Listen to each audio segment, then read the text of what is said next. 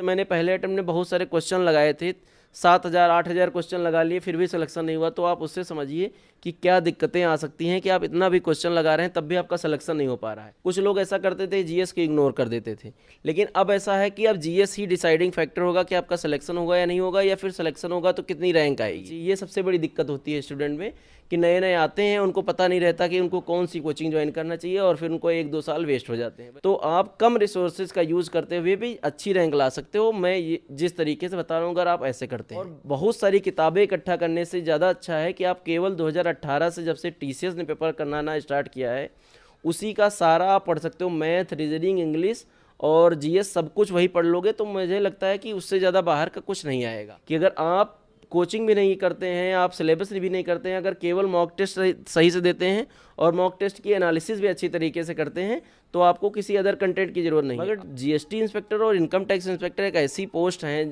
इसमें सीजीएल में, जिसमें आपको फील्ड और उसके साथ साथ आपको इसमें ऑफिशियल वर्क दोनों करने को मिलेगा। ये क्वेश्चन तो सबसे ज़्यादा पूछा जाता है यूट्यूब पर, और ख़ास तौर पर कुछ लोग ये पूछते हैं कि जो आप ऐसा सोच सकते हो कि इमेजिन करो कि फिर जो लोग सेलेक्ट हो गए हैं उनकी लाइफ में और आपकी जब आप सेलेक्ट नहीं हो, उसमें क्या डिफरेंस है। अगर उस डिफरेंस को आप समझ गए तो फिर आप समझ गए कि 10 घंटे क्यों पढ़ना ज़रूरी है और क्यों पढ़ने लग जाओ। देखिए, अभी 2022 का मेंस होने वाला है। उन लोगों के लिए मेरा एक सजेशन ये रहेगा कि आप लोग ये समझ के जाना कि hello everyone, welcome to motivation factory. आप सभी लोगों को पता है मैं लगातार एसएससी सीजीएल टॉपर्स के इंटरव्यूज़ कर रहा हूं। आप सभी लोगों का बहुत ज़्यादा प्यार मिल रहा है। वीडियो आने में अभी थोड़ी देरी हो गई क्योंकि अभी हम बैठे हैं भोपाल के अंदर, और आज इस वीडियो में हमारे साथ मौजूद हैं प्रिंस तिवारी भाई, और जिन्होंने 2019 में एसएससी सीजीएल में सिलेक्शन लिया है, अभी एक्साइज इंस्पेक्टर की पोस्ट पर हैं। तो आज इनसे हम बात करेंगे, जानेंगे इनकी स्ट्रेटजी क्या रही, किस तरीके से इन्होंने तैयारी करी, क्या इनकी जर्नी रही, मोटिवेशन और भी तमाम बातें। और डिटेल स्ट्रेटजी के लिए आप दूसरा चैनल हमारा सब्सक्राइब कर सकते हो जिसका नाम है एसएससी सीजीएल मोटिवेशन फैक्ट्री। वहाँ पर हम जितने भी टॉपर से मिल रहे हैं उनकी स्ट्रेटजी शेयर करते हैं। तो प्रिंस भाई, बहुत बहुत कॉन्ग्रेचुलेसन आपको कि आपका सपना था सरकारी जॉब का, वो आपने हासिल किया, और बहुत बहुत धन्यवाद कि आपने हमें अपना कीमती समय दिया। कैसे हो आप? बहुत अच्छे हैं और काफ़ी अच्छा महसूस कर रहे हैं कि आपने हमें एक ये मौका दिया कि हम अपनी जर्नी को शेयर कर सकें आपके चैनल पर, जिससे कि कुछ सारे जो आपके व्यूवर्स हैं उनको कुछ ना कुछ मोटिवेशन मिलेगा। और आप जो वीडियोस बनाते हैं वो काफ़ी मीनिंगफुल रहते हैं, बहुत सारे लोगों को मोटिवेट करते हैं। ये हमने भी देखा, और हम भी पहले वीडियो आपके देख चुके हैं, बहुत सारे videos. Thank you so much. Prince भाई, थोड़ा अपने बारे में बताइए, आपके बचपन के बारे में, और पढ़ाई लिखाई आपकी शुरुआती कहाँ पर हुई? देखिए, मैं उत्तर प्रदेश का सीतापुर ज़िले का रहने वाला हूँ, और मैंने अपने जो स्टार्टिंग की पढ़ाई की है, जो कॉलेज के लेवल की, वो वहाँ एक कस्बा है सदौली, वहीं से किया। फिर उसके बाद मैंने ग्रेजुएशन में बीएससी किया है, नेशनल पीजी कॉलेज पढ़ता है लखनऊ यूनिवर्सिटी के अंतर्गत। फिर उसके बाद में मैंने तैयारी स्टार्ट की थी, 2016 में मैंने ग्रेजुएशन क्वालिफाई किया। उसके बाद में फिर मैंने तैयारी किया, और मेरा 2019 वाला थर्ड अटेम्प्ट था, जिसमें मेरा सिलेक्शन हुआ और मेरी रैंक ऑल इंडिया 969 थी। ग्रेट। आपके अटेम्प्ट्स के बारे में थोड़ा बताइए कि जब सीजीएल की आप तैयारी कर रहे थे, तो और भी आपने एग्जाम दिए, कौन से एग्जाम दिए, और आपने बताया कि तीसरा अटेम्प्ट था आपका, है ना? पिछले 2 अटेम्प्ट्स का क्या रिजल्ट रहा, किस तरीके से रहा वो सारा? देखिए, मैंने 2017 का सीजीएल सबसे पहले तैयारी किया, और सबसे पहला अटेम्प्ट 2017 किया, और उसमें मेरा मेंस में नहीं हुआ। तो फिर मैंने 2018 वाला पेपर दिया, और अनफॉर्चुनेटली मेरा फाइनल में उसमें भी सिलेक्शन नहीं हो पाया। फिर तब तक मुझे ऐसा लगा कि मुझे एसएससी सीजीएल पर ही फोकस रखना चाहिए ज़रूर, लेकिन उसके साथ साथ कुछ और भी पेपर ट्राई करने चाहिए। लेकिन मैंने ऐसा बनाए रखा था क्योंकि मुझे पता था कि एसएससी का जो पैटर्न है वो पैटर्न किसी अदर एग्ज़ाम से मैच नहीं करता है। तो ज़्यादा से ज़्यादा उन पेपर्स को अटेम्प्ट करो जिसमें एसएससी का वो आता है, मतलब सिलेबस जो आता है। तो फिर मैंने कुछ 1-2 सीएचएसएल का एग्ज़ाम दिया, एमटीएस का दिया, और फाइनली मेरा सीजीएल 2019 के सिलेक्शन होने के पहले एमटीएस 2019 वाले में सिलेक्शन हो गया, और मैंने 1 साल 2 महीने नौकरी भी कर ली यहाँ ज्वाइन करने के पहले। और अभी मेरी पोस्टिंग नागपुर हुई है, और भोपाल जोन में मुझे एक्साइज इंस्पेक्टर में जॉब मिली है। ओके, आप एमटीएस से यहाँ पर आए हुए हो? Okay, great. देख सकते हो आप दोस्तों की, जैसा कि बता रहे हैं प्रिंस भाई कि एमटीएस का जॉब कर रहे थे, उसके दौरान फिर से तैयारी करी और एक्साइज इंस्पेक्टर वो बने हैं। क्योंकि बहुत सारे लोग ऐसा होते हैं कि एक बार जॉब मिल गई, सेटल हो गए, फिर पढ़ाई नहीं करते हैं, लेकिन इन्होंने पढ़ाई को जारी रखा क्योंकि इनको और आगे जाना था और अच्छी पोस्ट लेनी थी। तो काफ़ी सही रहा। फिर अभी इस ट्रेनिंग के बारे में थोड़ा बताइए, अभी यहाँ पर कैसी ट्रेनिंग चल रही है और क्या क्या चीज़ें करवाई जाती हैं, क्या क्या एक्टिविटी होती है, रूटीन कैसा रहता है? देखिए, आप ये समझ सकते हैं कि ट्रेनिंग एक ऐसा आपका लाइफ का पीरियड है जो आपकी लाइफ टाइम के लिए यादगार बन जाएगा, और ये आपके जो मेहनत है उसका वाकई में आपको सही फल दे रहा है, मुझे ऐसा फील होता है। और यहाँ पर जितने भी लोग हैं इतना एंजॉय कर रहे हैं, जो अभी तक बहुत सारे लोग ऐसा तैयारी के फेज़ में इतना एंजॉय नहीं कर पाते हैं, किसी की कुछ कंडीशन रहती है, तो फिर इस समय पर क्या है, उनको सारी अपॉर्चुनिटीज़ मिल रही हैं। सुबह उठ के मॉर्निंग वॉक और ये सब फिजिकल एक्टिविटीज़, क्रिकेट हो रहा है, डांसिंग, सिंगिंग, और बहुत सारे लोगों से इंटरेक्ट भी कर रहे हैं। जैसे कोई आईपीएस है या फिर कोई आईएएस सर है या फिर कोई प्रोफेसर हैं, उनको एकेडमी में बुलाया जा रहा है। और जैसे हम लोगों को भोपाल जोन अलॉट हुआ, तो भोपाल जोन में क्या है कि थोड़ा कैंपस का थोड़ा दिक्कत था, वहाँ पर कैपेसिटी कम थी, तो इस वजह से उन लोगों ने ऐसा ट्रेनिंग इंस्टीट्यूट हायर किया है जहाँ पर क्रिकेट के लिए भी ग्राउंड है और खेलने के लिए भी है अच्छा खासा, और हरियाली भी है, मतलब काफ़ी अच्छा रहने और ट्रेनिंग के लिए अच्छा माहौल है यहाँ का।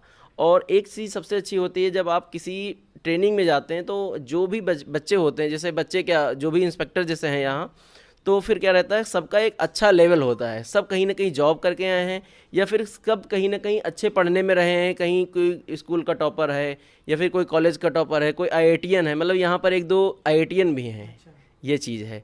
तो फिर अगर आप ये समझिए कि अभी तक जब हम लोग इंटरेक्ट करते थे तो फिर ऐसा होता था कि हम लोग एस्पिरेंट से या फिर ज़्यादातर नहीं मिल पाते थे, कोई ज़्यादा से ज़्यादा फिर एलडीसी से मिल लिए या फिर क्लर्क से मिल लिए, इंस्पेक्टर से मिलना ही बड़ी बात होती थी। एक तो यहाँ पर सारे इंस्पेक्टर हैं, उनसे इंटरेक्ट कर रहे हैं, और उन सबके जो बैकग्राउंड देखो, कोई यूपीएससी का मेंस लिख रहा है, मतलब एसएससी की तैयारी की, इंस्पेक्टर बन गए, और फिर यूपीएससी के मेंस, कई लड़के ऐसे हैं जो तैयारी भी कर रहे हैं और मेंस भी दे चुके हैं। उन लोगों के साथ में रहने से ये है कि आपको बहुत सारी चीज़ें नहीं पता हैं, उनके एक्सपीरियंसेस से उनसे सीख सकते हैं।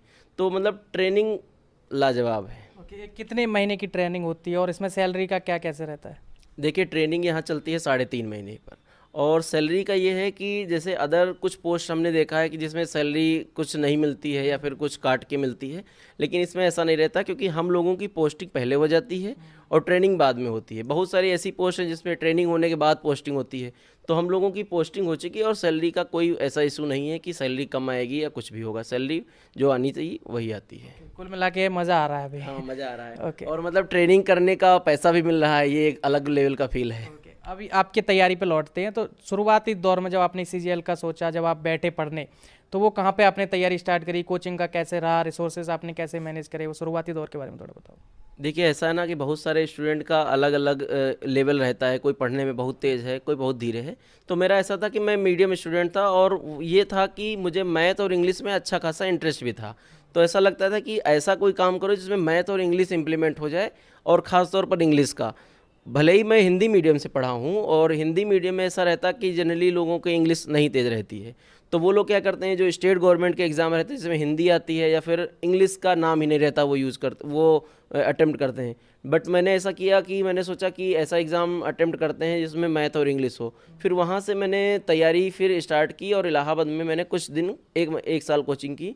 तो वहाँ से तो कोई बेनिफिट हुआ नहीं कोचिंग से, और अब जैसे कोचिंग हैं, जो इस समय पर जो कोचिंग कर रहे हैं, वो उसका लेवल बदल गया है, लेकिन वहाँ पर वो नहीं सही थी। मुझे अवेयरनेस भी नहीं थी कि मुझे कौन सी कोचिंग ज्वाइन करनी चाहिए। ये सबसे बड़ी दिक्कत होती है स्टूडेंट में, कि नए नए आते हैं, उनको पता नहीं रहता कि उनको कौन सी कोचिंग ज्वाइन करना चाहिए, और फिर उनको 1-2 साल वेस्ट हो जाते हैं। वैसा मेरे साथ हुआ। मैंने पहला अटेम्प्ट दिया इसी वजह से, और प्री में पास कर लिया, लेकिन मेंस में नहीं हो पाया।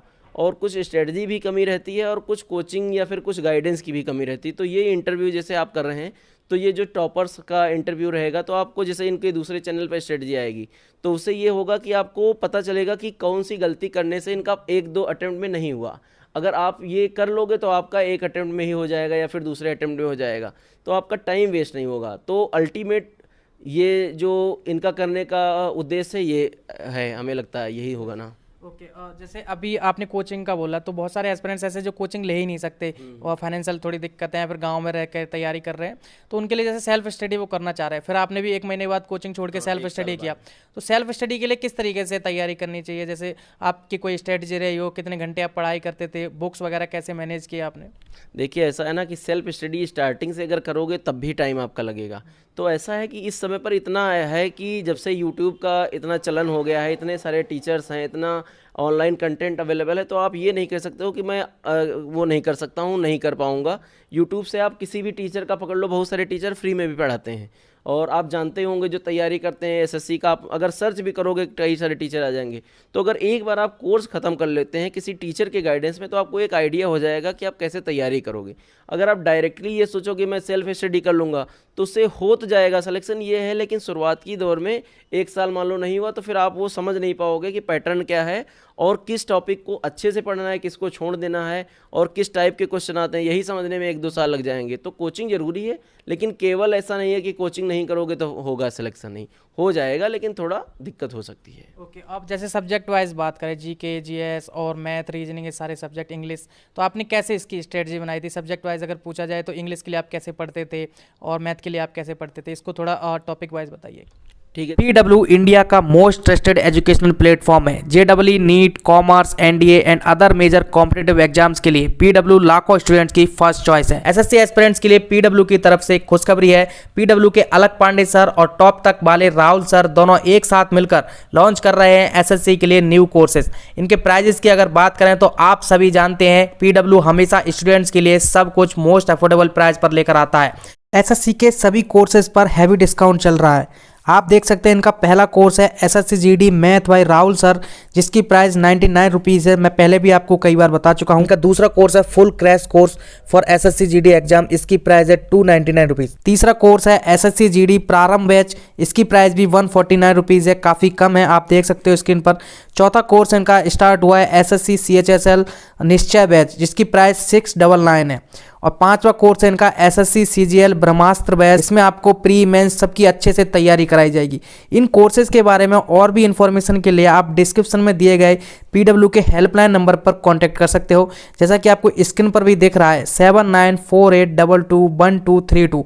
इस पर आप कॉल करके सारी जानकारी ले सकते हो। बाकी डिस्क्रिप्शन में इनके लिंक्स भी हमने डाल दिए, वहाँ पे क्लिक करके इनके वेबसाइट पर विजिट कर सकते हो। ठीक है। देखो ऐसा था कि 2017 या 18 के टाइम पे ऐसा होता था कि मेंस में जीएस का पैटर्न नहीं था। अभी सिलेबस चेंज हो गया है। सीजीएल 2022 के जो एस्पिरेंट होंगे उनको पता होगा कि अब जीएस और रीजनिंग को भी मेंस में इंक्लूड कर दिया गया है। तो ऐसा था कि 2017-18 के टाइम पर या उसके पहले कुछ लोग ऐसा करते थे, जीएस को इग्नोर कर देते थे। लेकिन अब ऐसा है कि अब जीएस ही डिसाइडिंग फैक्टर होगा कि आपका सिलेक्शन होगा या नहीं होगा, या फिर सिलेक्शन होगा तो कितनी रैंक आएगी। वो ये इस वजह से क्योंकि मेंस में भी उसके अच्छे खासे क्वेश्चन कर दिए हैं, शायद 30 किए हैं। तो ये बात हो गई पहले ही कि आपको ये चीज़ ध्यान देना। दूसरी बात मैं बोलूँगा कि कंप्यूटर को भी ऐड कर दिया गया है, तो कंप्यूटर को आप ज़रूर ध्यान देंगे, क्योंकि ये अगर सारा भी पास कर लेंगे, अगर कंप्यूटर में क्वालिफाइंग मार्क्स नहीं तो आप फेल हो जाएंगे। तो कंप्यूटर के कुछ कुछ क्वेश्चन करके मेंस के आने के पहले ही कुछ ना कुछ पढ़ते रहना है। आपके अगर क्वेश्चन नहीं मिलता है तो आप बैंक के क्वेश्चन उठा सकते हैं। अब हम बात करते हैं टॉपिक वाइज या फिर सब्जेक्ट वाइज। तो सबसे पहले इंग्लिश की बात करते हैं। तो रही बात इंग्लिश की, देखिए क्या है, सबसे मेन चीज़ रहती है मैथ और इंग्लिश के लिए प्रैक्टिस आप कितनी कर पा रहे हैं।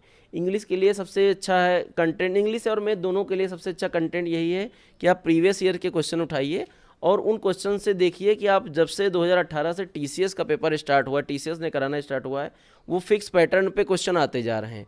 और उस 2018 के पहले के जो दूसरे टाइप के आते थे वो अब बदल गया है, कॉन्सेप्चुअल आ रहा है। तो अगर आप कि इंग्लिश में अगर अच्छे मार्क्स लाना है तो सबसे पहली बात आपको न्यूज़पेपर पढ़ना पड़ेगा और इंग्लिश के कॉम्प्रहेंशन की तैयारी अच्छे से करनी पड़ेगी। अगर आपने वो कर लिया तो आपकी अगर ग्रामेटिकल कोई मिस्टेक नहीं भी समझ में आ रही, मतलब आप ग्रामर में उतना ज़्यादा वेल वर्ज नहीं है, तो भी आप कर पाओगे।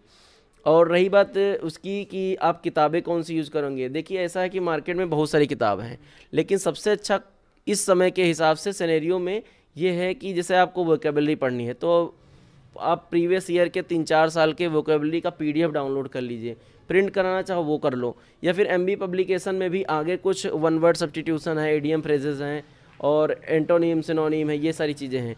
और क्लोज टेस्ट के लिए या फिर ये जो एक्टिव पैसिव है वो उसके लिए तो आप कहीं से भी उठा के प्रैक्टिस कर सकते हो। तो अब बात करते हैं मैथ के लिए।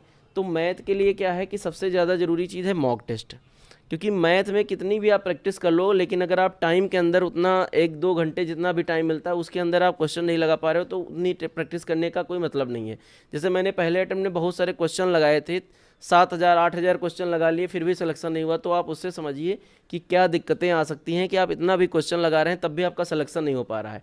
तो उसमें क्या रहता है कि आप मॉक टेस्ट नहीं लगाते। अगर मॉक टेस्ट आप लगाते जा रहे हैं तो आप अगर किसी कोचिंग की भी नहीं हेल्प लेते हैं या फिर आप कोर्स भी नहीं ख़त्म करते हैं, केवल मॉक टेस्ट लगाते हैं, हम ये बात बोल रहे हैं आपके से कि अगर आप कोचिंग भी नहीं करते हैं, आप सिलेबस भी नहीं करते हैं, अगर केवल मॉक टेस्ट सही से देते हैं और मॉक टेस्ट की एनालिसिस भी अच्छी तरीके से करते हैं तो आपको किसी अदर कंटेंट की ज़रूरत नहीं है। आप एक नोट्स बना लीजिए जिसमें कुछ आपके क्वेश्चन जो मॉक टेस्ट में नहीं हो पा रहे हैं, जो आपको टिपिकल लग रहे हैं, उनको लिख लीजिए, फार्मूला लिख लीजिए और वो शॉर्ट नोट आप जब पेपर देने जाओ तब पढ़ लो और नोट्स एक बनाओ। देखो, नोट्स बनाना कोई गलत बात नहीं है, आप एक बार कोचिंग पढ़े हो तो उसका नोट्स बना लो लास्ट टाइम में, या फिर कभी कभी आपका मन कर गया तो उसको पढ़ लो, क्योंकि वो फिक्स पैटर्न के आप क्वेश्चन आ नहीं रहे हैं। क्वेश्चन बनेगा नया तरीके का, तो आप पुराने तरीके से पढ़ने का कोई मतलब नहीं है। तो ये है। अब बची बात की अगर किताबें, आप लोगों को तो पता ही है, आप यूट्यूब पर सर्च करेंगे या फिर कहीं इतने लोग स्ट्रेटजी बता चुके हैं, तो बुक का नाम लेना स्पेसिफिक सही नहीं लगता है, आप अपने हिसाब से चूज़ कर सकते हैं। और जीएस में करंट अफेयर्स में बहुत सारे लड़के ऐसा क्या करते हैं कि करंट अफेयर्स में डेली का डेली करंट अफेयर्स पढ़ते रहते हैं। तो आपको पढ़ाने वाले तो बहुत सारे मिल जाएंगे, लेकिन वो यूपीएससी या पीएससी वालों के लिए ज़्यादा सही रहता है। और एसएससी वालों के लिए जीएस का करंट अफेयर्स का जो पार्ट है वो उतना ज़्यादा ज़रूरी है। आप वीकली कर सकते हो, फिर मंथली रिवीजन कर लो और उसके बाद में उसका एक वो बना लो, एक पीडीएफ बना लो या फिर कोई फोल्डर बना के उसमें डेली का डेली या फिर हफ्ते का हफ्ता डालते जाओ और फिर जब जाने लगो पेपर देने तो उसको पढ़ लो। क्योंकि 4-5 क्वेश्चन के लिए आप इतना ज़्यादा पढ़ाई करेंगे ना तो फिर वो दिमाग में वही चीज़ें घूमती रहेंगी। और जो स्टैटिक पार्ट है, अब इस समय तो जीएस का तो ज़्यादा रोल आ गया है, तो उसके लिए बहुत सारे चैनल हैं जो तुमको शॉर्ट ट्रिक से बताएंगे, या फिर आप घटना चक्र है, इस टाइप की जो प्रीवियस ईयर की क्वेश्चन वाली बुक होती है वो पढ़ सकते हो। बहुत ज़्यादा डिटेल में पढ़ने के लिए तो काफ़ी टाइम लगेगा। अगर आपके पास टाइम है, जैसे आप ग्रेजुएशन के फर्स्ट ईयर सेकंड ईयर में हो, तो फिर उस तरीके से पढ़ सकते हो जैसे यूपीएससी या पीएससी वाले पढ़ते हैं। लेकिन आपके पास अगर टाइम कम है तो आप उस हिसाब से पढ़ो जिस हिसाब से आपका कम समय में भी सिलेक्शन हो जाए। रीजनिंग के लिए कोई खास ऐसी बुक आती नहीं है मार्केट में। आप किसी भी टॉपर से बात करेंगे आपको रीजनिंग की कोई स्पेसिफिक बुक नहीं बताएगा, क्योंकि रीजनिंग का क्या है कि प्रीलिम्स के जो प्रीवियस ईयर के क्वेश्चन है वही एक बार दो बार कर लेते हैं, हो जाता है। लेकिन अभी कुछ लोगों का एक डाउट आ गया है कि भी मेंस में रीजनिंग को शामिल कर दिया गया है, जिसकी वजह से ये दिक्कत हो रही है कि लोग सोच रहे हैं कि ऐसा तो नहीं बहुत हाई लेवल का चला जाएगा।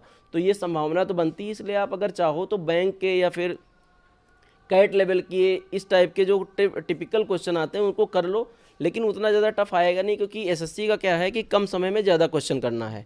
तो थोड़ा अगर आप प्रैक्टिस कर लोगे तो रीजनिंग के पार्ट में कोई दिक्कत नहीं आएगी। अगर आप मैथ की तैयारी अच्छे से कर चुके हो, टेबल्स कर चुके हो, पहाड़े और स्क्वायर क्यूब ये याद है, तो आपका रीजनिंग में भी कोई दिक्कत नहीं आएगी। ओके, अब ये तो होगी स्ट्रेटजी की बात। अगर मोटिवेशन की बात करी जाए, जैसे बहुत सारे बच्चे बैठ नहीं पा रहे हैं, सिटिंग नहीं दे पा रहे हैं 8-8 घंटे 5-5 घंटे, आप कितने घंटे पढ़ते थे और कैसे अपने आप को मोटिवेट रखते थे कि नहीं मुझे बैठ के तैयारी करना ही है, 5 घंटे 7 घंटे पढ़ना ही है? देखिए, मोटिवेशन तो एक ऐसी चीज़ है जो किसी के बताए बोलने से नहीं हो सकता है।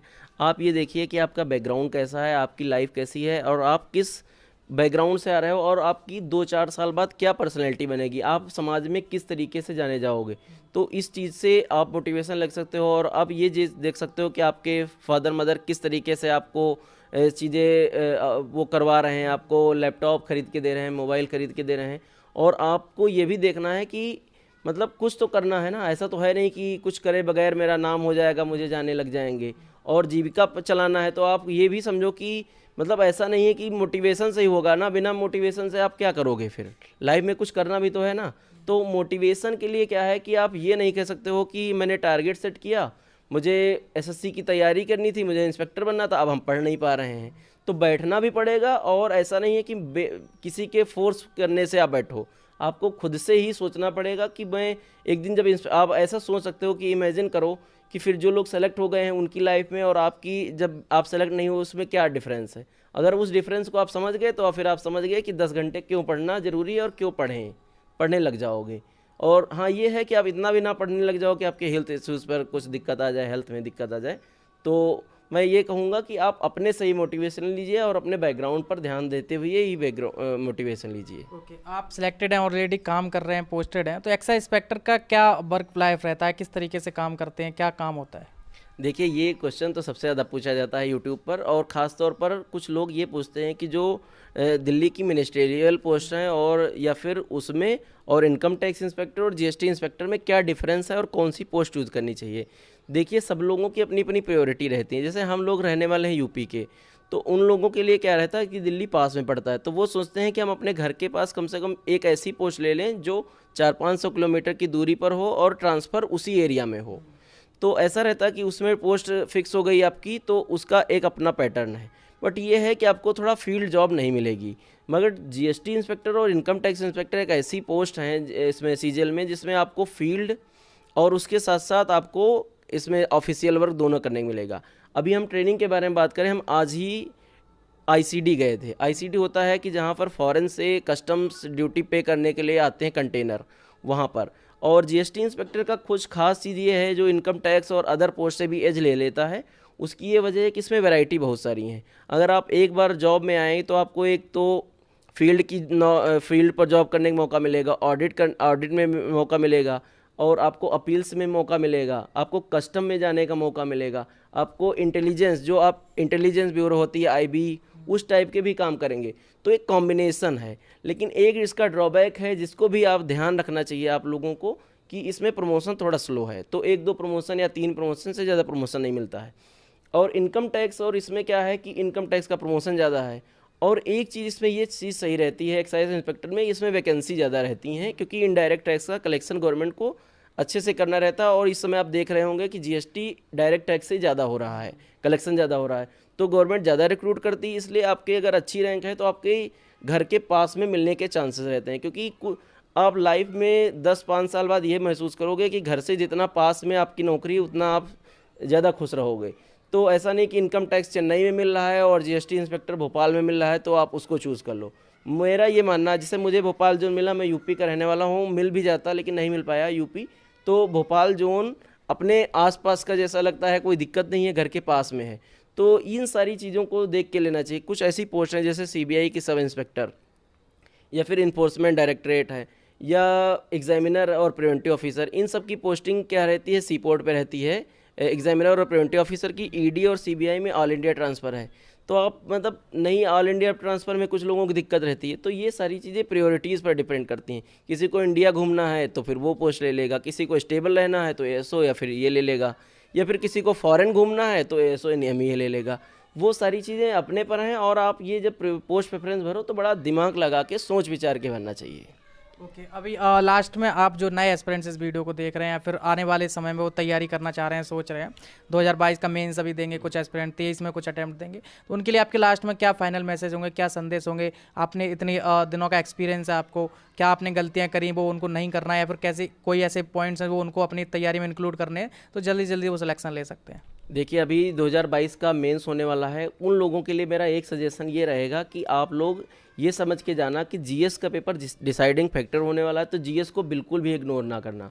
और दूसरा ये फैक्टर होने वाला, देखिए इंग्लिश का लेवल अब धीरे धीरे एक पैटर्न पे चल रहा है, वो ज़्यादा टफ नहीं रही है।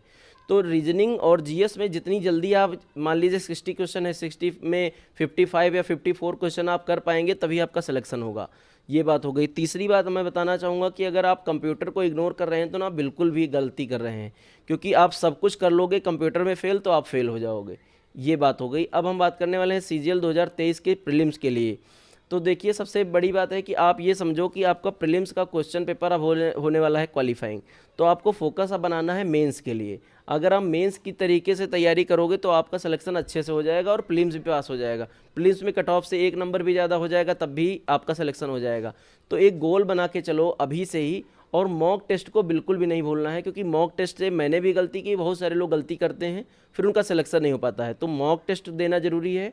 जीएस को ध्यान रखना है, करंट अफेयर्स पर कम ध्यान देना है, और कंप्यूटर को भी ध्यान देना है, और रीजनिंग और मैथ को एक ऐसा बना के चलना है कि जैसे बहुत सारे लोग क्या करते हैं कि एक टाइप के क्वेश्चन करते जा रहे हैं, तो ऐसा नहीं करना, मिक्स टाइप के क्वेश्चन करना है।